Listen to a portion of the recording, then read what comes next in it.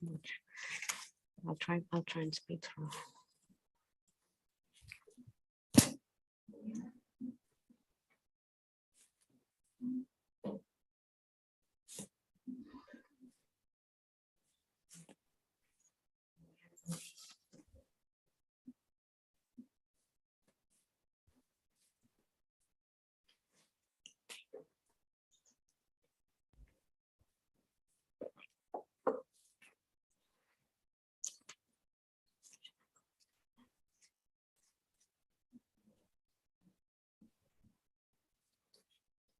I'll go now.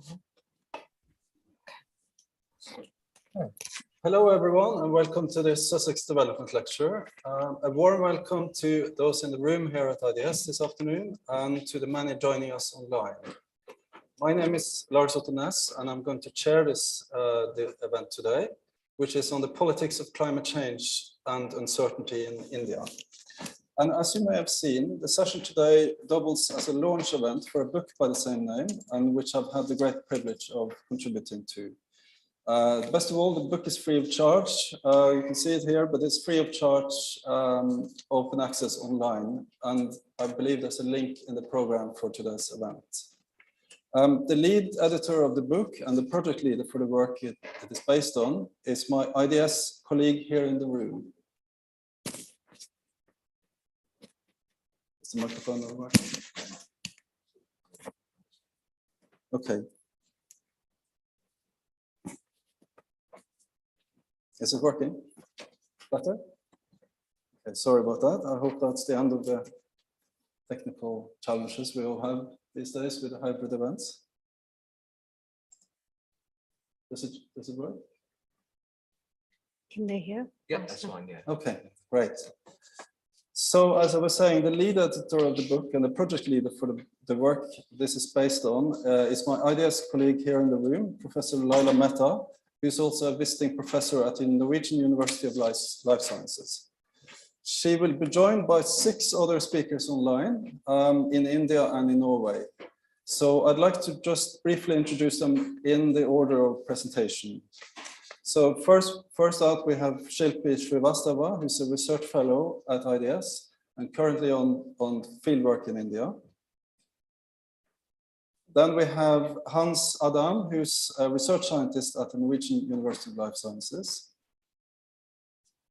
And we have Upasona Ghosh, who's assistant professor at the Indian Institute of Public Health in Odisha. And Subir, who's assistant professor at the School of Arts and Sciences at Azim Premji University. And last but not least, Synne Movik, who's an associate professor also at the Norwegian University of Life Sciences. So as a way of introduction to the theme, I think it's fair to say that there are a few areas where uncertainty is felt and discussed more acutely than in the understanding of human-induced climate change and how exactly it will play out in terms of magnitudes of and direction of change from global scales down to the very local scales. And I think one of the many important contributions of this work is, to my mind, to help expand the focus of uncertainty and climate change from their sort of traditional domain of climate models and scenarios to what it means for different actors at different scales, and in particular bringing out the voices of those at the sharp end of climate change impacts and whose lives are dominated by uncertainty and precarity. And this matters precisely because of how uncertainty is understood as one of the key factors, ultimately shaping climate and environmental policy. So before I hand over to the speakers, I'd just like to raise a few housekeeping points. So if you're on Twitter, we'd encourage you to tweet about today's lecture using #SussexDev. We should have plenty of time for Q&A, so those online, please use the Q&A function, which you'll find at the bottom of your screen. And finally, there's a closed captions facility available on Zoom. So if you'd find that helpful, please select the CC button from the menu across the bottom of your screen. So without further delay, I'd like now to hand over to Lyla Mehta, who will start us off and then hand over to colleagues online. Thank you so much, Lars Otto. Can you all see me and hear me? online and of course in the room. It's really nice to do this hybrid event. So as editors of the book, Hans, Shilpi and I, we really welcome all of you here today, and we're delighted to do this discussion and launch. The book is the result of many, many years of research and 2 projects. So it was a small STEP Center project, but then a big Research Council of Norway project on climate change, uncertainty and transformation that was led at Noragric at the Norwegian University of Life Sciences, where Hans was a full-time postdoc, where I have a part-time appointment, and Shilpi was also working from the IDSN. So we all worked on it together. This project really stands out as a truly memorable one. It was done in a pre-COVID era where we could meet 3 or 4 times a year, sit in packed rooms, go into packed spaces in villagers' homes, sit on the floor, not worry about a virus. And there were lots of lovely field visits where we learned from local communities and each other. So it was truly a privilege to work with such a wonderful group, and also to learn so much from colleagues on the ground and from local communities. So as Lars said, he's already given a very nice introduction. As we've seen in the last few years, alone in the COVID pandemic, extreme weather events are increasingly the norm in both the north and the global north and the south in this uncertain world that we live in. But the impacts and knowledges of climate change are really characterized by uncertainty. And uncertainty is a truly wicked problem in terms of climate decision-making for scientists and policymakers alike. And its integration has been very, very challenging in decision-making. Now, the starting point of our project was that mostly climate-related uncertainties are conceptualized from above by experts, by scientists, by policymakers. But how much does that build on local understandings, local people's own perceptions, and people who are actually at the front line of climate change? And what we found is that there are deep differences in the ways in which uncertainty is understood and communicated, on the one hand, between the science policy community and also those at the front line. And this expert theorizing on climate change and uncertainty may have very little to do with how local people live with and understand climate change. And also, as Lars said, climate change interacts with all kinds of drivers and things on the ground, and that makes it very difficult to also capture in models, and we have quite a lot of that in the book. So our starting point is we really need to capture place-based experiences, indigenous knowledges and experiences that rarely find their way in official discourse. So it's very important that these voices are heard. Next slide, please. So our focus is on India. India is a global hotspot for climate change impacts. And as we've seen in the recent IPCC report too, it actually flags several of the sites that we're working in. Mumbai, for example, the Sundarbans. And not only are very large populations vulnerable to climate change, but we're also talking about very climate sensitive livelihoods, agriculture, fishing, pastoralism, and we focus on these in our sites. It's a very unjust, unequal country. If you go back, Shans, please. And there are huge differences in rural and urban, rich and poor. Now, extreme events are not really unusual in India, and we see that picture here of the Sundarbans, so flooding in the Sundarbans. What's happened is that the frequency and severity of these events has increased, and all the chapters will demonstrate the changes and how people are coping and adapting, and also hopefully transforming from below. So India is an emerging economy, and the greenhouse gases are some of the 3rd largest in the world, but also it has some of the poorest people in the world. So it's got people who basically are emitting some of the least in the world. So you have these huge disparities between the rich and the poor, between the growing middle classes and the elites. And indeed, the site that we have in Bombay, the work that we've done there highlights these differences. So climate justice is really, really important, not just at the global scale, but also in a country such as India. And a lot of exciting work has taken place on climate change in India at the policy-making level, at the decision-making level. And a lot of work has also focused on uncertainty in modeling. But to our knowledge, this is the first volume to actually provide rich conceptual and empirical insights on diverse perceptions and experiences of climate uncertainties in the Indian context. And we also stress the need for sort of hybrid alliances that are working towards transformative strategies that focus solely and really put the interests and perspectives of marginalized and vulnerable people up front. Next slide. So what is uncertainty? It's a situation of indeterminacies where not enough is known about the probabilities of a particular set of outcomes. And unlike risk, where you can calculate the probabilities, in uncertainty, you can't do that. So it's a situation where we don't know what we don't know. It has its roots in many disciplines. And of course, it conventionally refers to incomplete knowledge and incertitude. But a lot of disciplines, from physics to economics to science technology studies, have grasped with uncertainty, but from different perspectives.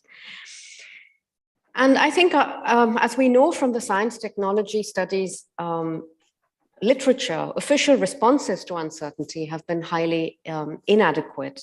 And usually there's been a tendency to control it, to minimize it, and to treat it as risk. And this has often been very difficult because it's not been possible to do that. And usually the vulnerable have tended to pay the price for that, because this has meant focusing on top-down techno-managerialist type of solutions, which ignore local realities as well as local systems.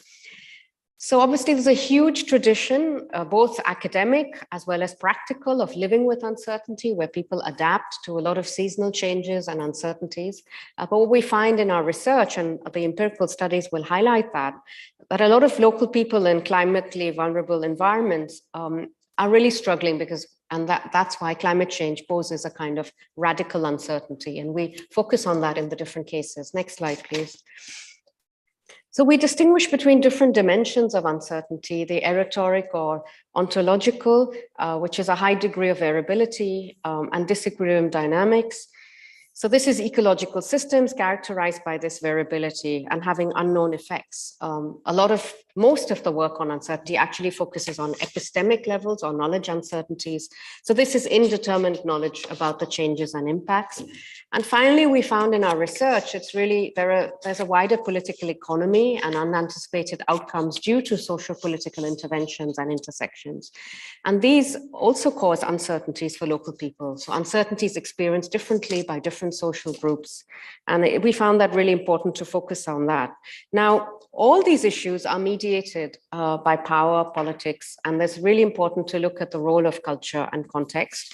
And what we find in the cases also is that uncertainty can be politicized, it can be manipulated, and it can also be an excuse to do nothing. And invariably, you have certain groups that are going to be affected more than others. So the vulnerable, the marginalized, etc.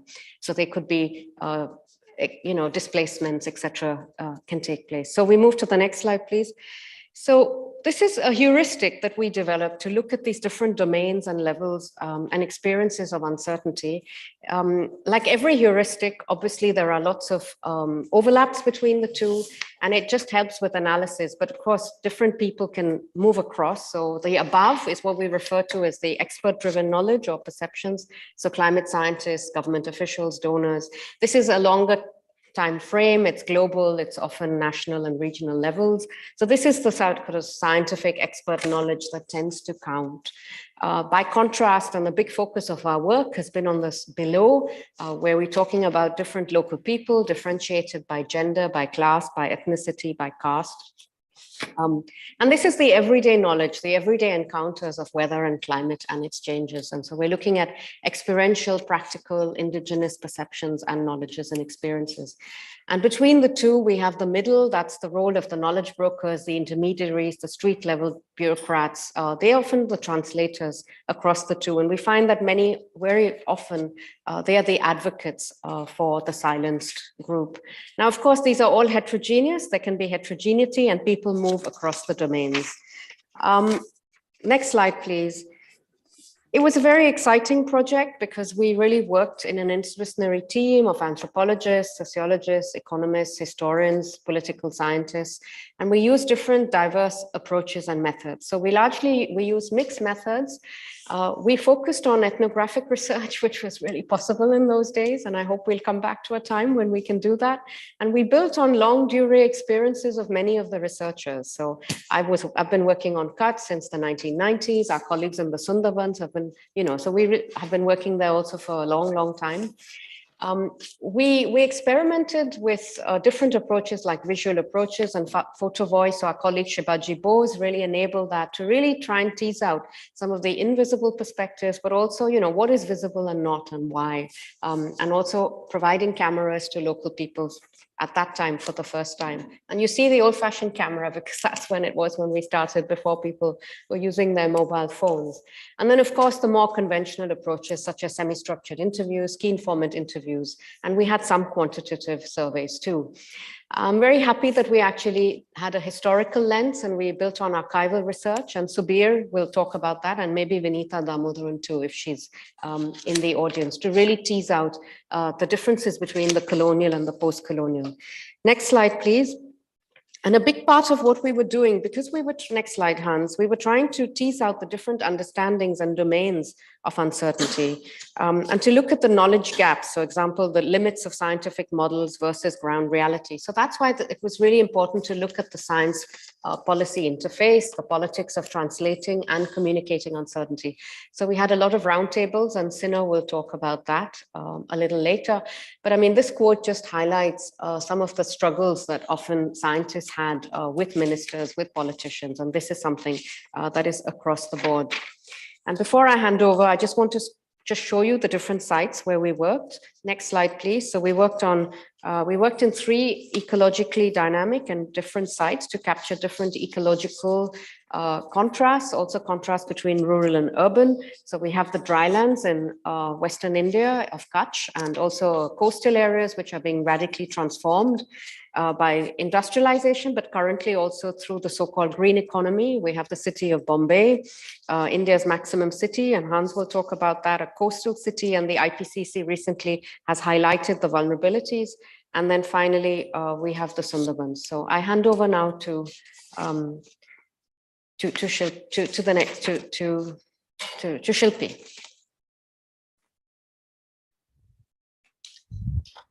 Thanks, Lyla, and hello, everybody. It's great to be here, and sorry I can't be there in person. So in my brief intervention, I'm going to summarize the findings from the dryland of Kutch, which, as you can see, is on the western frontier of India. I am presenting on behalf of several authors, and you can see their names on the screen as well. So the district of Kutch has witnessed massive ecological, economic, demographic, and social change in the last 2 decades, especially after the 2001 earthquake, and we took that as a point of departure for our study in Kutch. These include aggressive industrialization and a boom in business activities, and more recently, the introduction of renewable energy parks, as Kutch is now being developed as a hybrid energy zone. So for both wind and solar power, which means there's a lot of issues around land grabs and displacement. These so-called developments may have led to economic growth for some, but have also dispossessed many local people from their traditional lands and livelihoods. Like several other regions, Kutch also has a varied agroclimatic profile. Until a few decades ago, droughts and to a lesser extent cyclones were really the environmental challenges in this particular district, as well as in the state of Gujarat. However, in recent times, extreme weather events such as intense rainfalls and heat waves are adding to the environmental vulnerabilities of the district. And as some of you may have read, that's already certain parts of India are experiencing heat wave in the month of March, although this is generally experienced in the month of May. For instance, in August 2020, we also had, the district was also flooded. So this is a historically drought-prone region, which is increasingly now witnessing floods and higher percentage of rainfall than the seasonal average. For most rural communities in Kutch, living with uncertainty has been an intrinsic part. And by uncertainty here, I mean really around water scarcity, around drought, and it's been a part and parcel of the ecological rhythm in Kutch for several centuries in a way. However, many now say that they are struggling to cope due to a combination of, on the one hand, changing rainfall patterns and intensities of drought, and on the other, the compromised ability to tackle these extremes due to wider social and economic changes that have increased precarity and vulnerability, especially for the resource-dependent communities, which were our focus in Kutch. This intersection of epistemic uncertainty around the ecological phenomena of droughts and now floods, which intersects with wider drivers of change, leads to what we have called radical uncertainty in the context of this chapter. Next slide, please. So following on from the heuristics that Lyla had just presented, I'm going to take you through the perceptions of the above, below, and the middle. So from the above, which we call the bird's eye view on climate change in the chapter, we observed that local perceptions and experiences of climate change rarely featured in policymaking. They were often dismissed as being anecdotal and therefore not taken into consideration. While the climate scientists widely acknowledged that there is uncertainty around rainfall patterns and it's increasing, and it has increased in the last decade or so, policymakers in particular were quite skeptical of the word uncertainty because they desire concrete predictions for actionable outcomes. Policymaking continues to be top-down, and there is a heavy emphasis on mitigation rather than long-term adaptation within the state, which also reflects for this in this district as well. Next slide, please.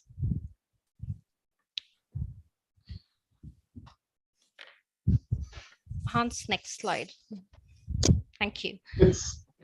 Yeah, it's taking a while to transition, sorry.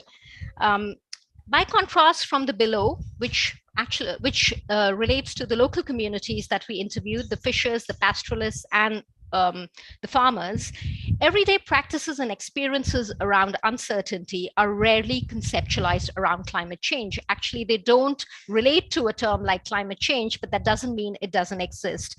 They refer to it as Havaman, which is the local term that was used in our interviews and interactions. Instead, they are usually felt and experienced in terms of access to livelihood and actually absence of livelihood opportunities now, which many local people refer to as anischit, which is uncertain. We explored what anischit meant for the three predominant livelihoods in Kutch, the fishing, for the fishers, for pastoralists, and dryland agriculture. And the next few slides highlight some of those perspectives. So I will leave the quotes on the slides while I present and summarize some of the findings from the below. Next slide, please. Across the board, we heard stories of loss of land, agriculture, fish catch, loss of identity and well-being because of changing seasonal patterns. But these impacts were compounded by the changing political economy in Kutch, especially around aggressive industrialization, which has led to dispossession and all sorts of impacts on local resources. So these changes have exacerbated the problems posed by climate change related to seasonal changes or coastal erosion or salinity intrusion. So some of the effects that we heard about was, for example, were depletion of water resources or the loss of mangrove and fishing commons, especially because of industrialization and grabs. Next slide, please. So as I said, I'm going to talk about the three predominant livelihoods. So we've covered agriculture, the pastoralists, now the fishing livelihood. So although traditional livelihoods around pastoralism, fishing, and dryland agriculture are configured around ecological uncertainty, especially around drought, these have witnessed an almost tectonic shift in the wake of industrialization that has taken place in Kutch in the last two decades and continues to grow and increase at a rapid pace in the region.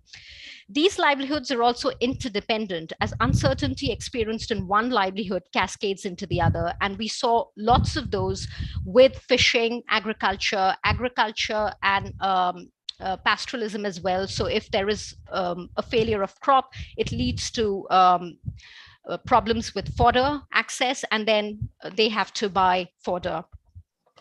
Next slide, please.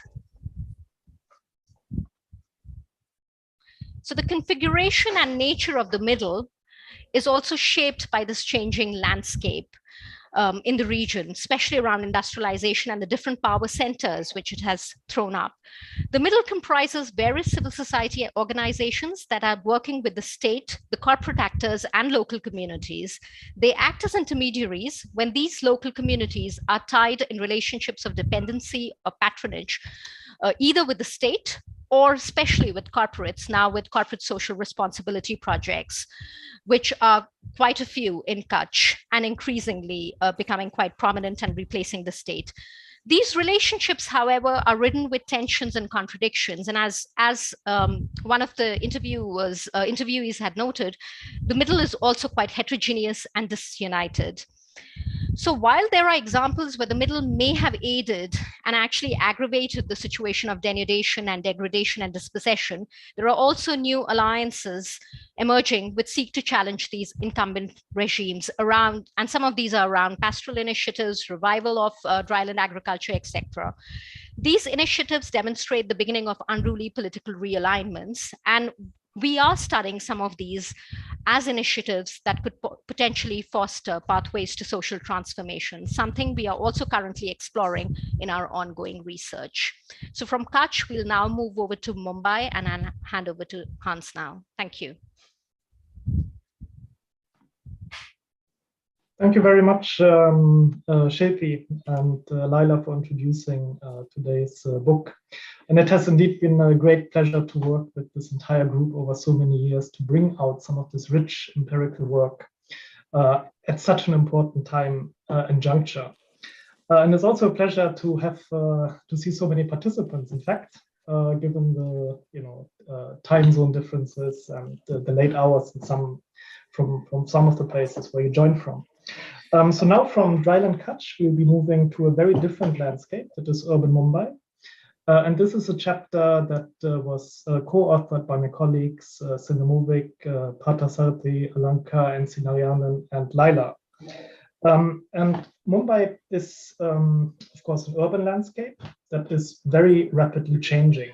And it needs to be also seen not just as one single city, but also in the larger context of urbanization that is taking place in India, where you have, on the one hand, rapid economic growth and pull migration, but where you also struggle with severe environmental stresses ranging from localized pollution to climate change, as well as severe structural inequalities, where basically the difference between have and have-nots have been increasing over the years. And among cities, which is specifically something that needs to be pointed out in the Mumbai context, it's also one of the most vulnerable. So there's various studies, various lists that consistently place it among the top 10, among the top 5 cities, which are vulnerable to sea level rise, which are vulnerable from extreme weather events, specifically rainfall variations, but also cyclones.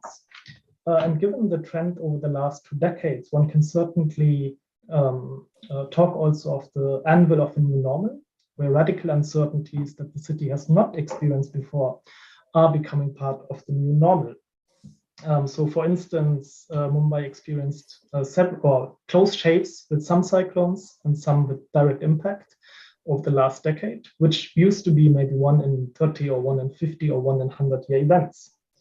So climate change is bringing about new uncertainties, but which meet a city that is already struggling with many everyday uncertainties, which range from a lack of civic infrastructure, which range from governance uncertainties, where we are dealing with a fractured governance system where multiple authorities vie for control and power and are not necessarily coordinated, which one of my colleagues calls the balkanization of the governance system.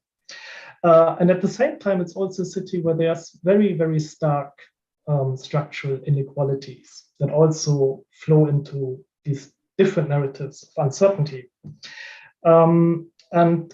Basically, the research that we have engaged with over the last few years has been trying to untangle some of these narratives and some of these discourses around various issues that are coming together in Mumbai, which has not been an easy undertaking, but which is a rich undertaking. Of course, today's presentation is very short. So I would request you to see it as a teaser, and I would also request you to have a look at the full chapter to get an entire picture of what we are going to present today. But before going into some of the past research, I would also like to highlight the launch of the Mumbai Climate Action Plan in 2022, which in a way signifies or has a symbolic signaling effect of the importance that climate change has assumed in the city, given the various stressors that it faces.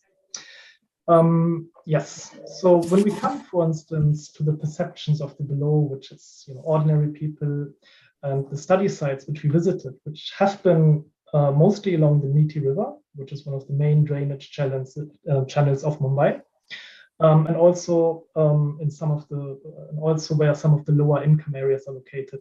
We see that there's a kind of distrust of government interventions and government authorities.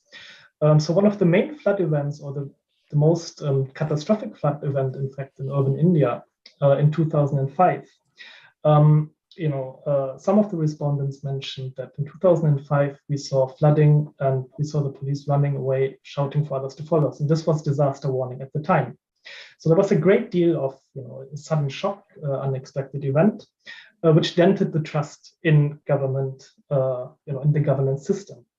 And this is something that we can still experience today, although there has been some changes. When it comes specifically to climate change issues and the issue of flooding, most of the respondents experience climate change, but it's a very disaggregated issue. So for instance, for middle class or upper middle class residents, it's something that is related to a global discourse, to global averages. Wherein for poorer residents who are directly affected by flooding along these drainage channels, it has a very different connotation in terms of a local environmental event, where response capacities are quite limited, and where coping consists, for instance, of building what they call 1+1 structures, where essentially electric appliances, furniture are essentially always elevated in anticipation of these flood events. But flooding is seen as something rather normal. So the association between climate change and flooding for a lot of these affected residents is not so straightforward. This is also, and there's also disaggregation, for instance, between the Kohli fishers, who are a natural resource dependent community.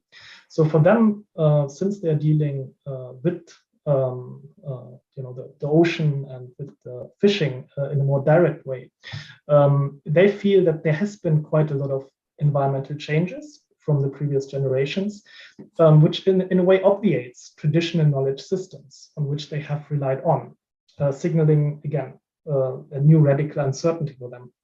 At the same time, the most important concerns for both the Kohli fishers as well as ordinary people has been development interventions, its immediate livelihood issues, which in a way coalesce where the environment forms maybe a larger canvas, but is not maybe the main issue that they feel interventions are needed on.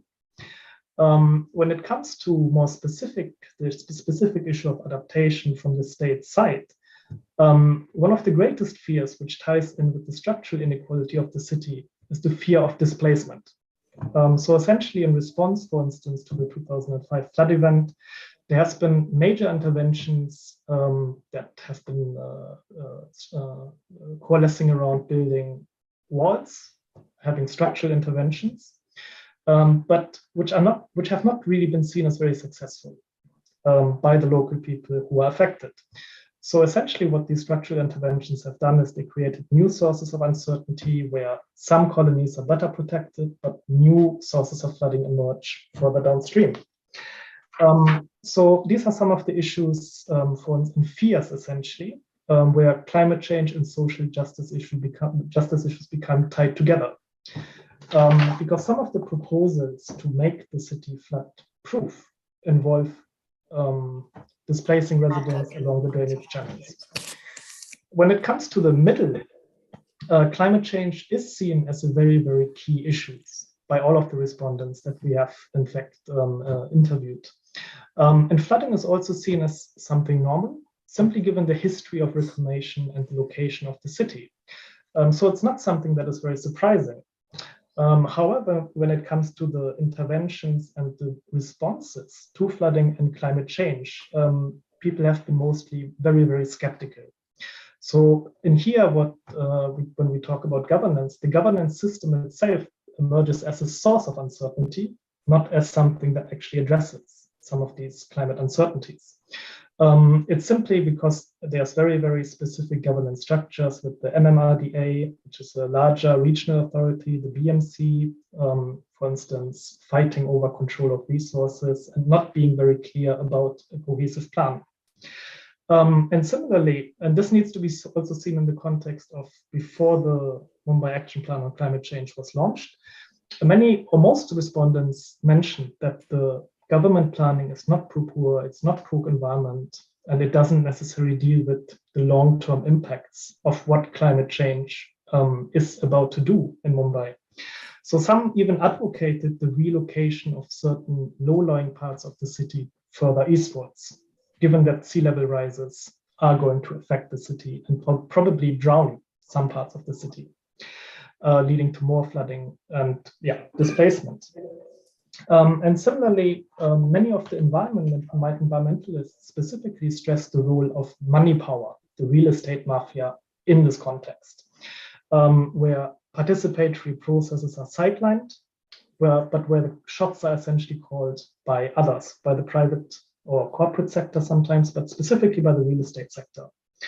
And what they mention as a key way to transform the city is community mobilization, legal interventions as a prerequisite for a potential transformation of the city. When it comes to the above, which was senior bureaucrats, climate scientists, they are very aware of these issues actually, but they're also very aware of the limitations in terms of what they can do.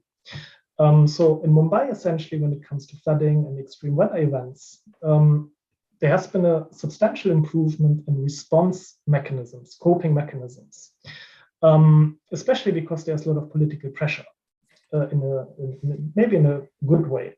So when there's any disruption in services, it creates a huge storm. In response to that, especially over the last decade, they have been quite quick in responding to some of these issues, disruptions. At the same time, they're quite uncritical to techno-managerial interventions. And here you can see some pictures of the retainer walls that I mentioned, which have been constructed to control flooding around the Mumbai airport in Sakinaka.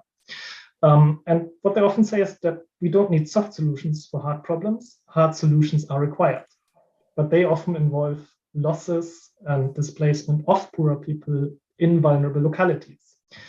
So this kind of politics around social justice and climate change is coming out very, very clearly across all our holistic categories.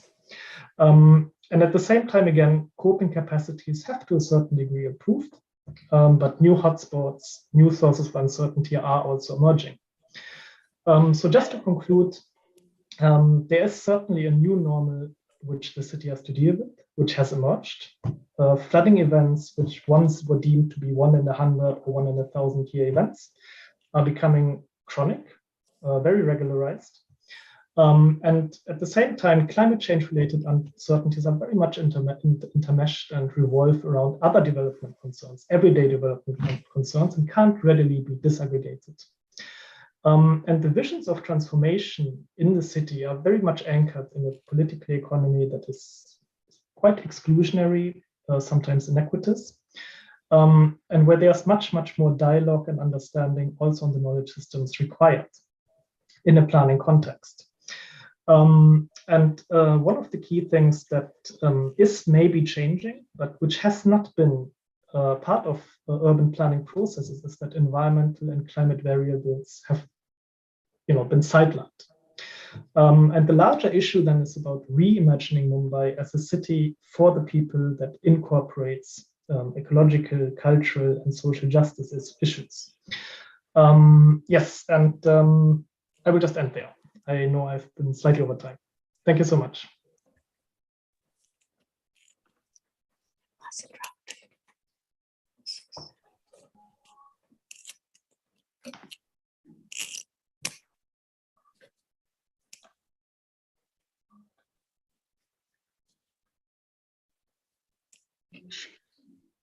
Hi, Hans, are you navigating the slides? Yes. Okay, so hello everyone. Thank you for joining us. So I'm Upasona here, and I'm going to present the chapter we wrote collaboratively with Darli Kozavik and Shivaji Bose on the Sundarbans. So Sundarbans means the land of beautiful forest. It is the delta situating in the Bay of Bengal and divided between India and Bangladesh. The inhabitants of Sundarbans, bought by the colonial rulers decades ago as laborers, and their socio-ecological marginalization started at that time only. So we mentioned Sundarbans in our chapter as a land of geosocial marginalizations, which is facing climatic adversities as an impact of the global warming. It is the land of cultural and religious syncretism under the cult of Bon Bibi, means the deity of forest. Sundarbans is facing the climate change impacts like the sea level rise, rapid land erosions, and frequent cyclones. Even in recent years, in 2020, it has faced the cyclone Amphan. In 2021, it faced the cyclone Ghosh. And there is no end. We can, even in last 1 decade, we can count the numbers of cyclones, the severe to moderate cyclones in Sundarbans. So as an impact of this climate change manifestations, the traditional agrofishing livelihood in Sundarbans is depleting, and the communities are trying to cope constantly. The major coping is the seasonal male migration to the other cities of India for alternative livelihoods, mainly as wage laborers. So another major thing in Sundarbans, another major manifestation of climate change is the rapid land erosions, and because the erosion rate is higher than the accretion rate, and it is the breaching of the embankments, the earthen embankments, which protect the Sundarbans from the sea. So within this situation, next slide, please.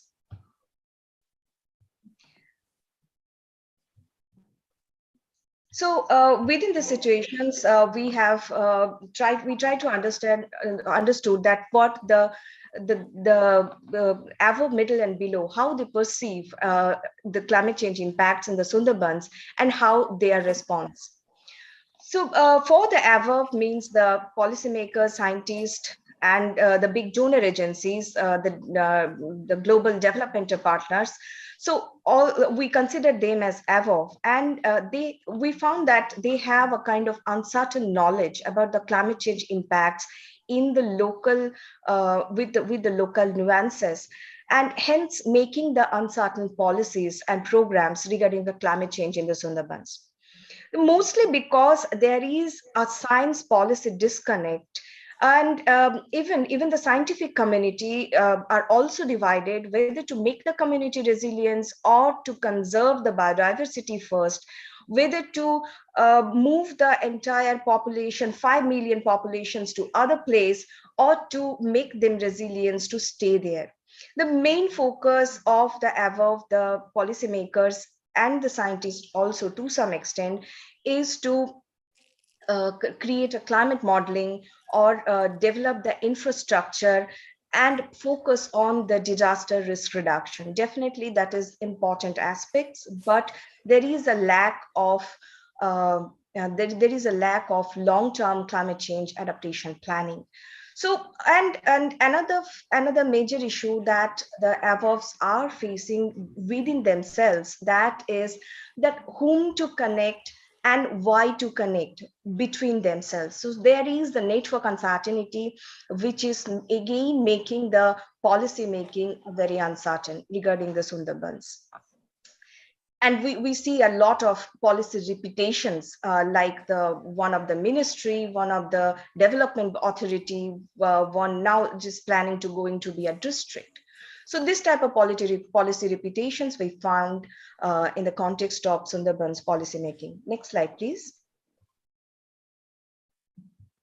The middle, which is the most important player of the Sundarbans, and maybe for every patches it is common that, but they are highly diverged in case of Sundarbans. They are the civil society organizations, the community-based organizations, the NGOs, local media, the social scientists like us. and the local administration. So we considered this as a middle in our study, but we found that they have a very fragmented knowledge about the climate change impacts in the Sundarbans, and hence they developed the uncertain pathways to respond to it. So definitely the middle have sound knowledge of the ground realities, and they are very motivated actors to respond to the climatic changes. However, to some extent, they are repeating the top-down bureaucracy, and in terms of the civil societies, their implementations are, to a great extent, it is the donor-driven. So what is the developmental searchlights are definitely there in the Sundarbans, but the implementations are very repeating, scratchy and patchy without much community knowledge of community needs. So the middle also have a lack of collective consensus, which can be a very significant change towards the climate change policy making, but unfortunately, the fragmented knowledge is creating divergence between the middles. So major stress is on ecotourism other than a long-term climate change adaptation planning, what we found in terms of, whereas the middle is concerned. Next slide, please. Now, if coming to the below, they are definitely, the belows are constantly facing the climate change, experiencing the climate change in their day-to-day life, in their lived experiences. However, the below also have differential experiences as per their social intersections they belong. So they have a kind of a top-down sense, top-down knowledge that they are responsible for the climate change impacts in Sundarbans, and which is a very created knowledge populated from the middle and the above, and they are kind of in a sense of self-blaming. So they are practicing the distress diversifications of livelihood because securing food in day-to-day basis in the family's plate is one of the big issues. That's their priority. So that's why they are taking seasonal male migration as coping. And another important thing that we have noticed that the seasonal male migration have give a de facto emergence of de facto woman-headed households. Definitely, they have these are the most vulnerable sections, but at the same time, the Sundarbans women are very aspirational. They have the triple kind of burden of childcare, livelihood, household chores, and livelihood restorations, but they are struggling their best to make it happen. So the daily struggling existence of the below is overwhelming. So but however, there is a very little representation of these voices, of these experiences in the policy making as well as in the developmental planning of Sundarbans. Next slide, please. So we conclude in our chapter that this situation calls for a radical critical adaptation, which we mean the radical critical adaptations to flag the structural dimensions and the necessity of radical restructuring of the relations of productions towards an equitable and socially just distribution system.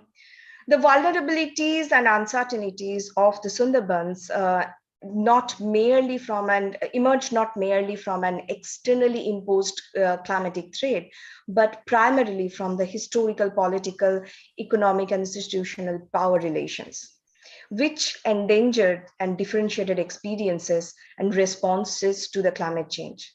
So this situation calls for transformation, especially an ideological shift, so which we are trying to further explore in our ongoing project. And but we request all of you to read our chapter that how transformations can be possible in Sundarbans. Thank you. Thank you, Upasona. So we'll move to the next speaker, who's Subir Day.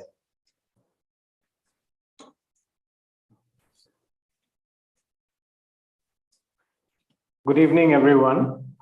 Greetings from Bangalore to all.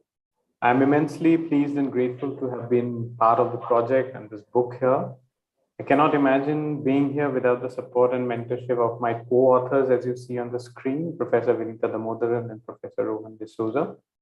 Likewise, Professor Lyla, Shilpi, and Hans have been immensely supportive and patient listener to rather long presentations during the course of our project meetings. It is great to reconnect with other colleagues of the project here, Synne, Upasona. And overall, it has been truly a learning experience. And some of our reflections constitute the chapter that I'm going to talk about here today very briefly. So themes around environmental change in the last century has led historians to rethink histories of modern era in very meaningful ways. In the case of South Asia, there have been compelling documentation of environmental change during modernization and its consequences. Now, these histories have usually framed environmental change in the modern era in the mode of decline and irretrievable ecological loss. Often such frameworks have become operative with the assumption that regimes prior to colonization were essentially harmonious in their resource use. However, contemporary debates about climate change and uncertainty has renewed the opportunity to rethink this framework and develop a deeper understanding of environmental uncertainties and also provide a historical setting to the ways in which uncertainties emanating from climate events have been experienced, debated, and responded to. Now, Kutch and Sundarbans here merit as very significant sites for attempting such a historical study, owing to the characterization that we find about them in the colonial archives.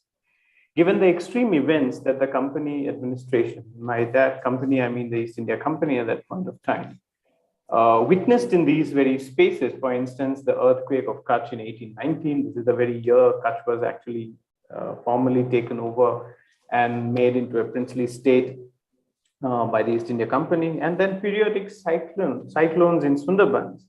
These sites became subjects of very vivid documentation in 18th and 19th century.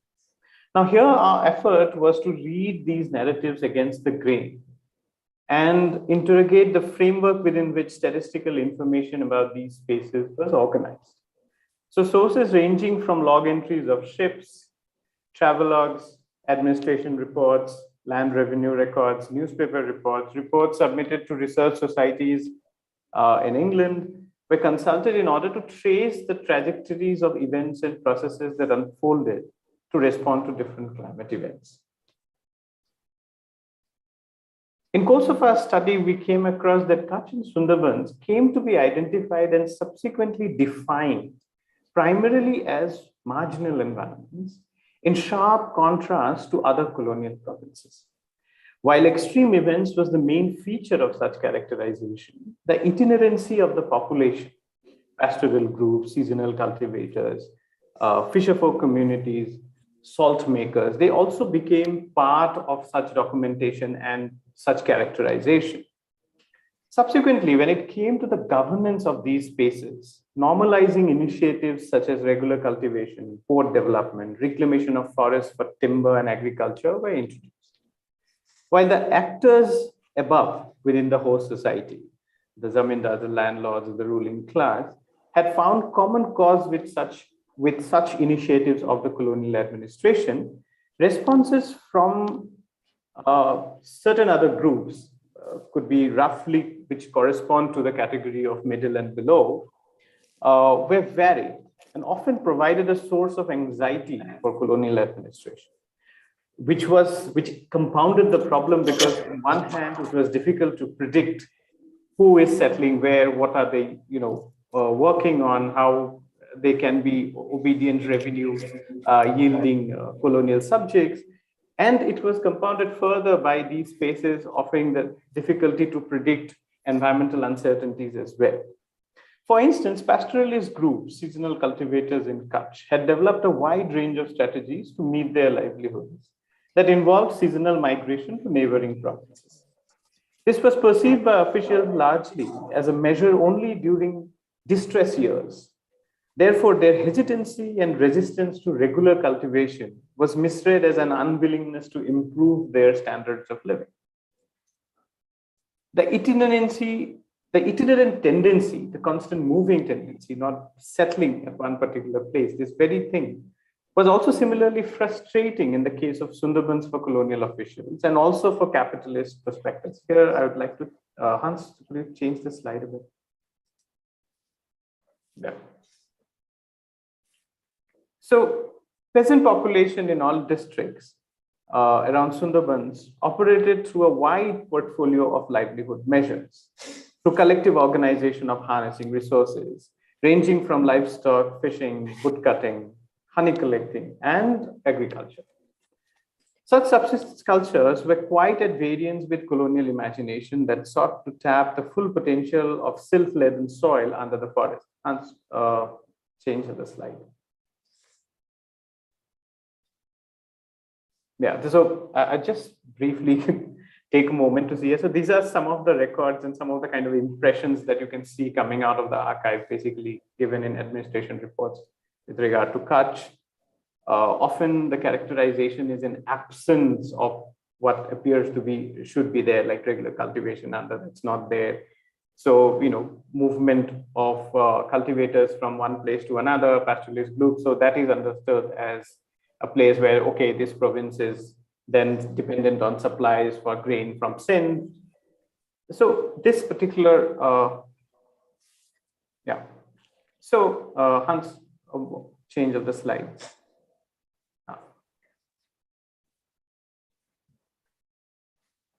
So in case of Sundarbans, environmental shocks disrupted and discouraged any serious reclamation attempts throughout the 19th century. The cyclone of 1867 took the development of Port Canning to a watery grave and shelved the plans of massive reclamation using Chinese labor. So Hans, a change of the slide.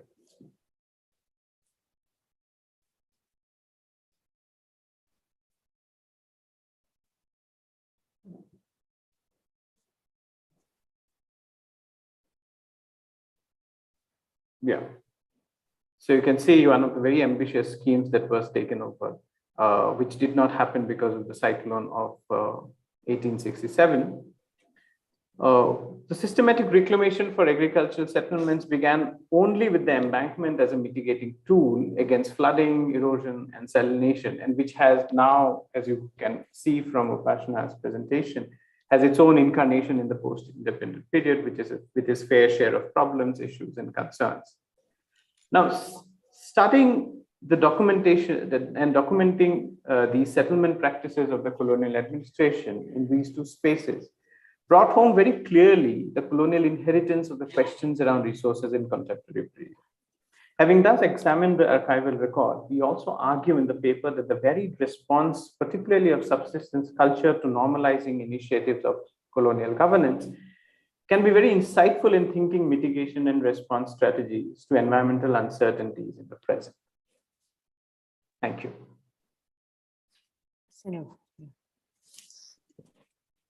Thanks very much, Subir. So our last speaker is Synne Movik. Thank you, Lars Otto. Hello, everyone. Good evening from Oslo. So what I will do is to briefly present two chapters. So one chapter is about the understanding of uncertainty from above. And the other chapter is bridging gaps in uncertainty. So next slide, please, Hans. So in terms of bridging uncertainty from above, uncertainty is a key theme, obviously, of our research. And in this chapter, we were interested in understanding how scientists and modelers are conceptualizing and dealing with uncertainty in their works. So the basis for this chapter was a number of interviews that we did with scientists and modelers in India and in Norway as well. Now, models have become the dominant and most important tool to understand the complexity of science linked to climate change and projections of climate change. They have gained immense epistemic authority, but there are obviously limitations to models, and there are multiple sources of uncertainty linked to models as well. One source of such uncertainty is what Lyla's already mentioned, aleatoric or ecological uncertainty, and that relates to the intrinsic variability of such complex systems. So the fact that phenomena such as cloud cover and aerosols and interactions between the ocean and the atmosphere are intrinsically very hard to predict. So there's an uncertainty there that is not reducible. There's a second source of uncertainty as well, which is relating to epistemic and knowledge uncertainty and model uncertainty. And that relates to the way that we can know something about such complex phenomena, and also the structures and the parameters that go into the models that we construct to model the interactions of such complex systems. And a third set of uncertainty relates to such things as demographic changes, trends in emission rates, and changes in land use patterns. And very often these kind of changes are not really accommodated into models, so they're not really reflected into the projections. So during our interviews, we were focusing on how the scientists were understanding uncertainty.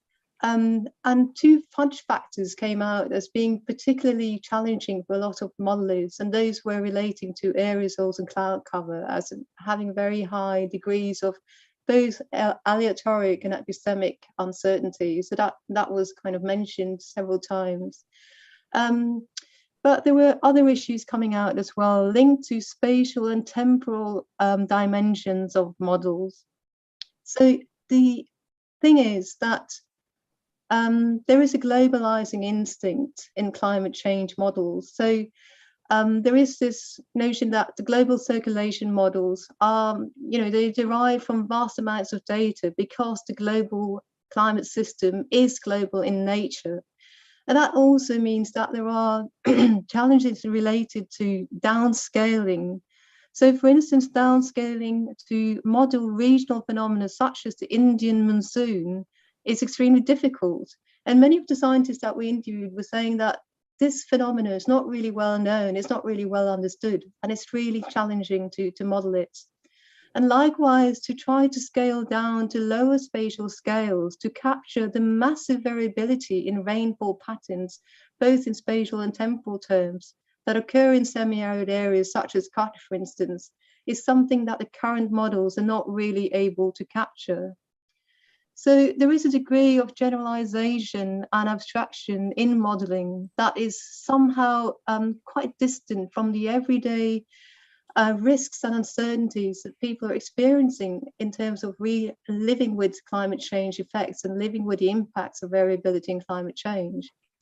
And so what came out of these interviews was the sense that there's this, desire to work on perfecting the models and to try to make them more accurate, to try to make them more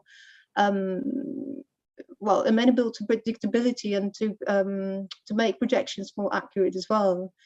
But there were insights that some scientists were saying that there's value in actually integrating local perceptions and local experiences of climate change and variability into models, whereas other scientists were quite dismissive in saying that there's a limit, there's a barrier to what to the extent to which such knowledges and perception can actually be integrated into model science.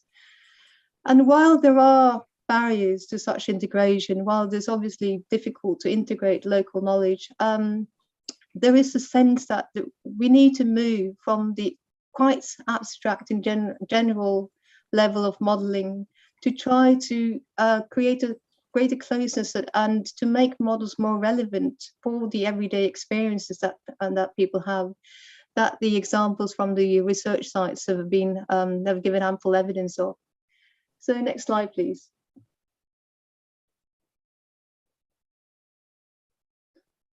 Yeah, this quote is from a scientist that we were interviewing in Norway, and it just goes to show the third source of uncertainty in terms of land use changes and how that's not really incorporated, how it's difficult to incorporate that in current assessments. So it's pointing to the fact that, these models are quite abstract.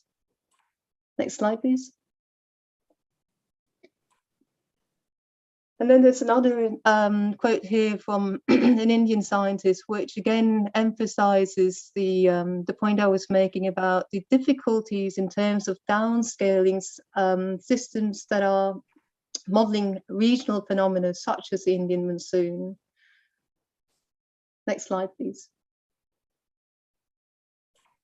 So I'll move on to briefly talk about chapter 7, which is about bridging gaps in uncertainty. Next slide, please.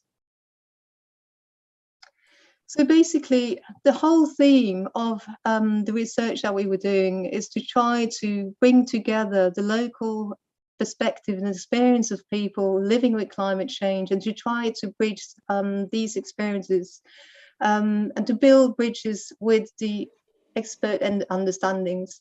So what this chapter starts with is a kind of brief historical overview of how a knowledge about environmental change has changed over time. So it started off quite broadly, being appreciative of plural perspectives, of narratives, of stories, etc. Then it narrowed down to be much more emphasizing quite narrow scientific understandings of knowledge of environmental change. And in recent years, it's broadened up again to be more appreciative of plural perspectives of knowledge, of incorporating indigenous and local knowledges. And this is what we're reflecting in our research as well, that we are trying to co-produce knowledge at the local level to bring plural perspectives knowledge together.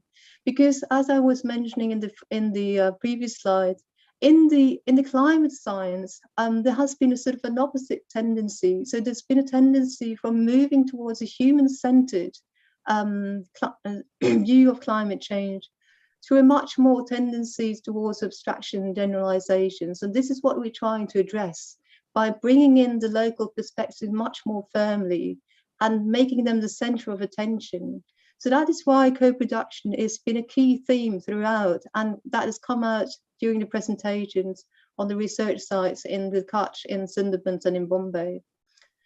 But there is another important thing as well, and that is to try to build bridges between the different levels of the heuristic that Lyla and others have been talking about, between the below, the middle and the above.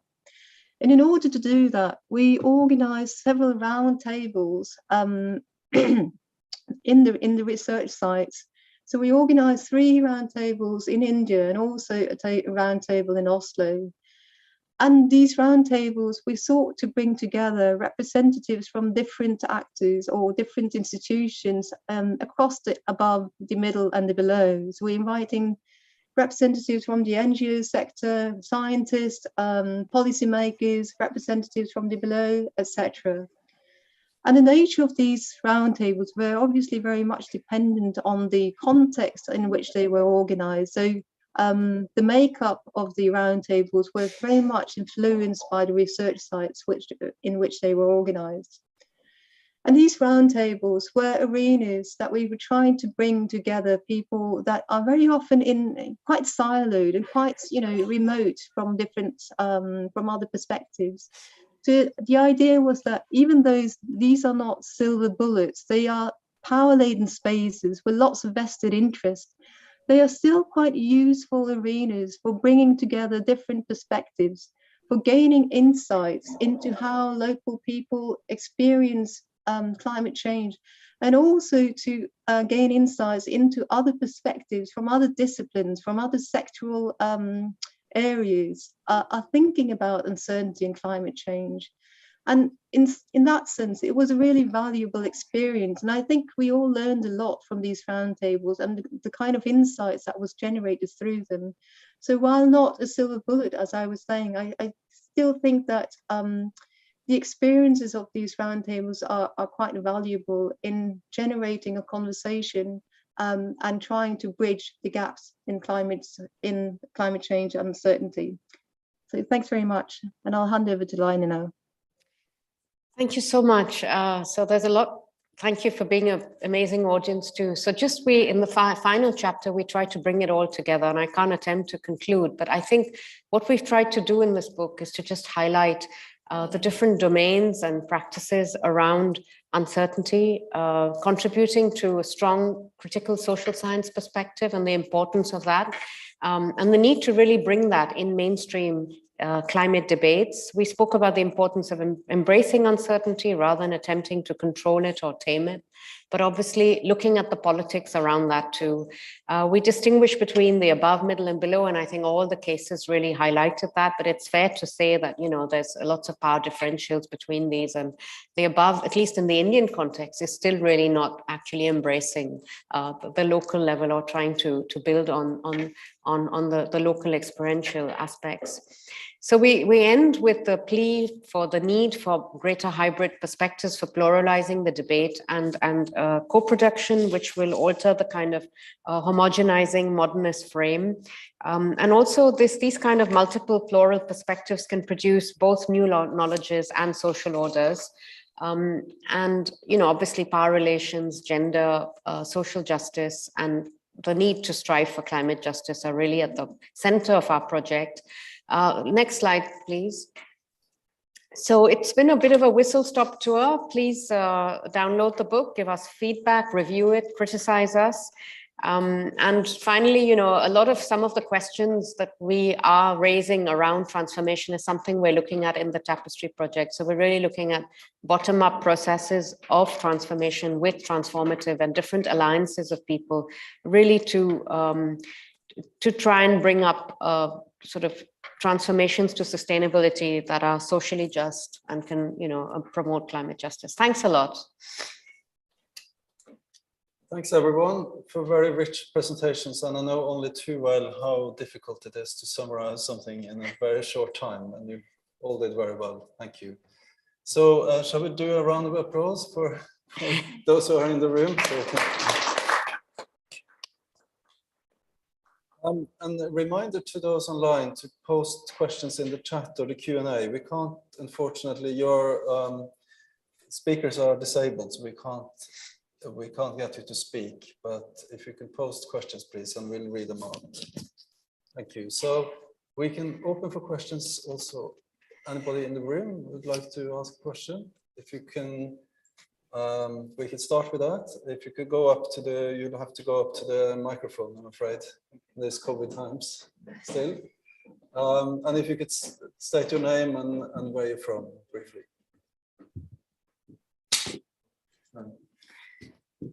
You're asking questions from the stage. Okay. Can you hear me? Yeah. Yeah. So my question basically, so my name is Deepak, and me and my colleague here are from SPRO, and we are doing energy and climate policy. So forgive my bias for policy and governance solutions towards the politics of uncertainty on climate change. But my question basically revolves around the fact that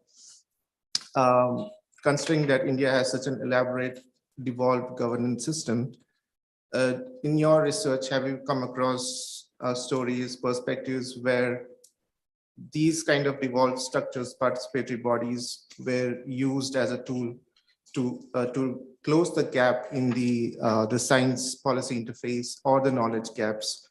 And I kind of bring this from the example that was done around water governance by Foundation for Ecological Security in India, which kind of brought these varied perspectives from the ground into the policy space. So has there been any kind of exploration or direction that you have taken in this, in this efforts that you have taken? Thank you for that question, Ask Lyla. the audience, ask other speakers if they want to.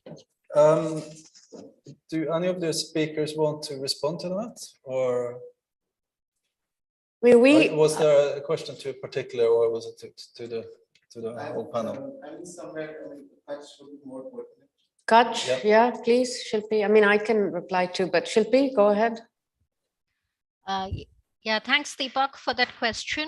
And so there are two aspects. And if I got your question right, one is around the the use of the decentralized governance structure to mobilize and to collectivize and raise those concerns from below to the above. And the second is how we have done that in our project.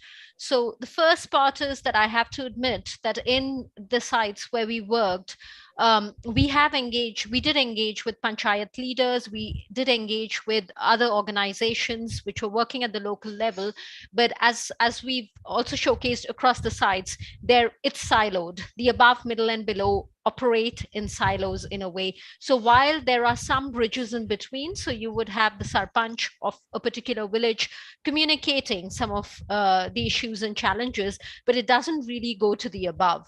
So in that sense, I think in the real implementation of things, there is a binary between the above and below in the sites where we've worked. In terms of how we as a project try to bring the below to the above, so Synne and colleagues have also talked about the roundtables. We also used a very interesting method that Lyla touched upon, and Shibaji is here in the audience, the photo voice. And that really helped across roundtables in the 4 sites, that really helped to bring these voices to the fore, to talk about these experiences that people are on the front line are experiencing in terms of climate change and its intersection, and communicate that with policymakers. And I think that did generate a bit of buzz, but there were, of course, a lot of tensions as well, which we continue to explore in our work. I hope that answers your question, but I'll also hand over to Lyla to add. Yeah, that was excellent. I only wanted to add that, yes, largely we did see the silos, but we did in the Sundarbans, for example, and maybe Upasona can talk, there were some attempts to sort of bring perspectives from the local to the Sundarbans board and the Sundarbans agency, because it's a very particular area. And that was quite successful, actually, because it did kind of shift things a bit. Maybe Upasona, you want to say something about that. And in the current tapestry project, we're really trying to engage a whole host of local actors in a decentralized way, because it is about transdisciplinarity and also bringing different actors together, not just a sort of academic exercise. Yes, so in Sundarbans, there are also attempts to engage the local communities. And one of the major example is definitely the community-based organizations and their involvement in the local level policy making, or the especially the climate adaptive initiatives that are happening in Sundarbans as a co-productions between this community and the civil society organizations. Though in policy levels there are lack of representations of this below voices. Definitely in this project and the ongoing project in Tapestry, we are trying to bring the voices of the women farmers who are doing this climate resilient initiative through photo voice, and there is a scope for presenting these local voices to the local decision makers. So yes, there are initiatives going on. Thank you. Thank you, Upasona, and thank you for the question. So we have one question in the Q&A at the moment from Oli Imbler, and she says, thank you very much for excellent presentations, and she has a question particularly for the Sundarbans. Understanding the local realities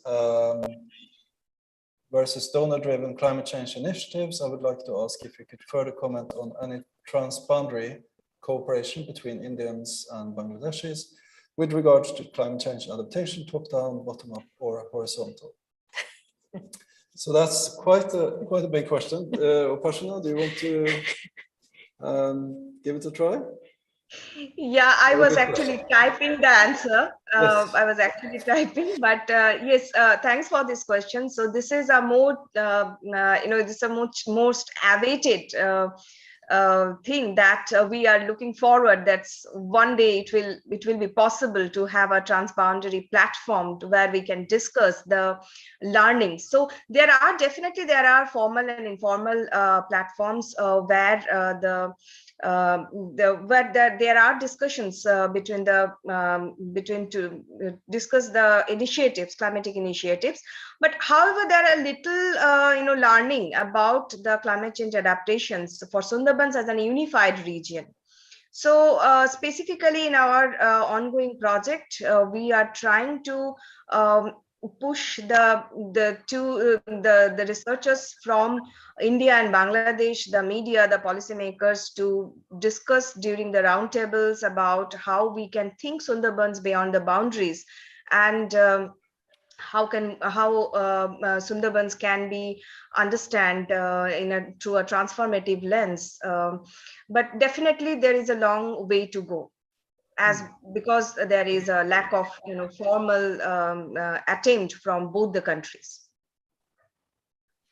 Thanks, Upasona, and it's an excellent question also, because that's exactly what we're working on at the moment in the follow-up project that Lyla mentioned.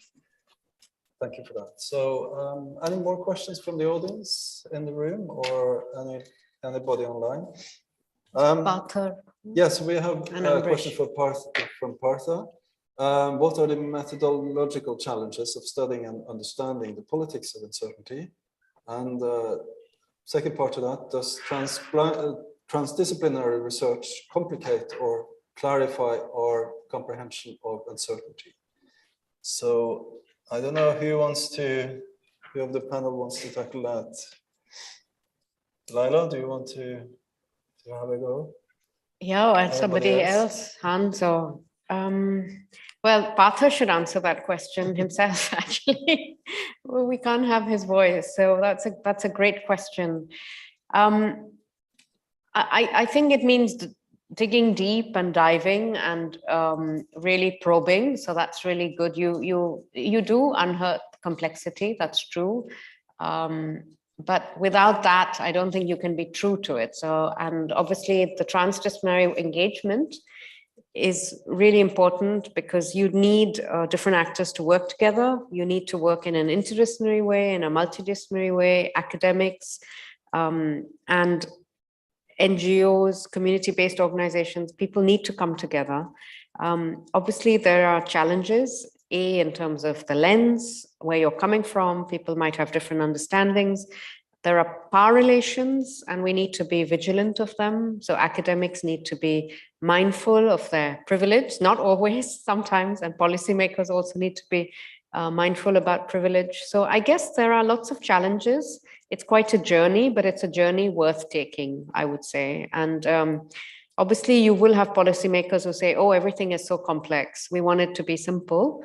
That's also true. And, there are ways in which one can come up with, ways that make it more legible. But if it's too legible, then obviously you're not true to what's really going on. So I think it's a journey. It's a complex journey, but it's worth it. And without it, I don't think we can really capture what really needs to be done in terms of addressing vulnerability and marginality. I don't know if anybody else wants to add. I'd just like to add a bit on that, and especially to the point of different disciplines working together. I think the project was essentially an attempt to do that. And the challenge has been methodologically, I think for me, was to essentially look at and locate points of intersections, questions, research questions taken up from different lenses within different disciplines, then while in their pursuit coming together and then finding those points of intersection was a crucial challenge. But to be able to keep that openness in mind can go a long way in actually mitigating that sort of a challenge. Because at the end of the day, the overall phenomena that is being studied sort of does converge together on the field. So yeah, I just wanted to add to that. Thank you, Subir. So I'm conscious that we're sort of close to the end here. So I think we have time for a couple more questions. So we have one in the chat box that I think from Ambrish, who asks if I can find it in the chat. Yeah. Ambarish. So he's asking a methodological question. What is an intermediate way to understand long-term process of climate change, e.g. at the village level in India, given the difficulties in corroborating spatial resolution of climate data to granular and ethnographic insights over a fixed period of time. So I don't know if anybody wants to pick up that question. There's another excellent, but also large question. Yeah, we're kind of doing that in Tapestry, and maybe Shilpi and others can add. We're trying to triangulate different types of data. So GIS, looking at long-term data with bringing together local people's perceptions or pastoralist perceptions of their engagement with the mangroves, and we're trying to bring that together. And it's really interesting. There are challenges, but yes, I mean, there are ways in which we're trying to bring it together, and partly to validate local people's own understandings, because they've been vilified. You know, the local herders have been vilified for destroying the mangroves, so to speak, with their camels. And through this triangulation, we're actually trying to push back against that. So that's a kind of reframing of the landscape, and trying to achieve sort of epistemic and cognitive justice for the local resource users. I don't know if others want to add. Synne or Hans, do you want to add? I mean, I wanted to add actually to Partha's previous question, simply, you know, in terms of the challenges of doing transdisciplinary research and conceptualizing uncertainty, because I guess one of the things is, you know, finding a language to communicate is I think very, very key and can be quite challenging. I mean, uncertainty, even within our project across sites, can be culturally differently constructed. And that is something I think where we also had some self-reflective processes going on. So there are some very specific challenges, you know, unpacking the concept, making it communicable, and translating it into something that reflects the realities of how people actually understand uncertainty in the sense maybe of the way we think about it and the way you know, our partners think about it. So that was an immediate reflection on the uncertainty part and the kind of methodological challenge. On the other question regarding the spatial scales and corroborating or triangulating different data sets, so we haven't really been doing that in the same way in the Mumbai patch as we have been doing it specifically in Kutch. But I think there's quite an interesting debate going on in that respect, because we have been asking modelers, specifically climate modelers, about the usefulness of that data. And there was, I would say the majority would find it very difficult to make use of that ethnographic data, but there was a few of them who were open to considering it and who acknowledged that there is certain knowledge which can't be captured or which has not been captured specifically historically. But they would not know how to integrate it. So they may value it, but they don't know what to do with it. So what we, I think, maybe Shilpi can complement on the Kutch case are doing is to gather these oral histories, engage in mapping exercises, and then work together with ecologists and people who actually have a knowledge about certain modeling aspects to try to see how that can be, you know, brought together in a way that is actually of use and, like Lyla mentioned, can actually be used to corroborate, you know, a kind of epistemic counter narrative to the, you know, very flat data sets where sometimes, you know, a piece of land is just clarified as wasteland, even though it may not be seen as wasteland by the local people. Yes, but Shilpi, please, since you have been more engaged in that, please. Thank you, Hans. We're just nearly at the end here, so I'm just going to bring out two more questions. First, from Maveen Pereira, who's asking about follow-up conversations, and that is through the Tapestry project that Lyla mentioned. So if you look up that on the IDEAS website or project website, you can find more information there. And then Robert Chambers had a question about roundtables, and I'd like to ask Synne to briefly comment on that, if you can. Yeah, I think in the interest of time, I would I would be tempted to read chapter 7. Okay, that's a good answer. Yes, good and concise answer. Yeah, because it does provide a more detailed description of how we organize the roundtables, who, you know, the nature of the roundtables, the themes that came out of those roundtables as well. So I think that chapter is the thing to read if you're interested in roundtables. But thanks a lot for the question. And I think, as I said, I think roundtables was really, really interesting. And I mean, I just want to emphasize that even though I was leading that chapter, the roundtables was very much a collective effort across the team. And I don't know if Mihir is here. I mean, Mihir is very much key to the roundtables. So I think he is a person to ask more about the organization of the roundtables and how they were thought through and the kind of stakeholders that were invited. So I think I'd leave you with those two recommendations. Read chapter 7 and ask me here about. Thank you. Thank you very much. Thank you, Synne, and you got the last word in the debate. Thank you to the speakers and to the audience for excellent questions. And thank you those presenting from India for bearing with us late at night. I don't know what the time is, but it's very late now. So I have no doubt we could continue this discussion for quite a lot longer, but sadly we're out of time. And that's for certain. And all that's left for me to say is thank you to everyone who joined in the room and online. And also to say that the recording of this lecture, this session, will be available on the IDS website. So please share with colleagues who couldn't attend this evening. And please also join us for the next Sussex Development Lecture next Thursday, 7th of April, and the focus then is why embracing uncertainty means rethinking schooling pedagogies, and that's from colleagues at University of Sussex as well. And thank you to IDS Comms for a very smooth operation here. Thank you everyone and good night. Thank you.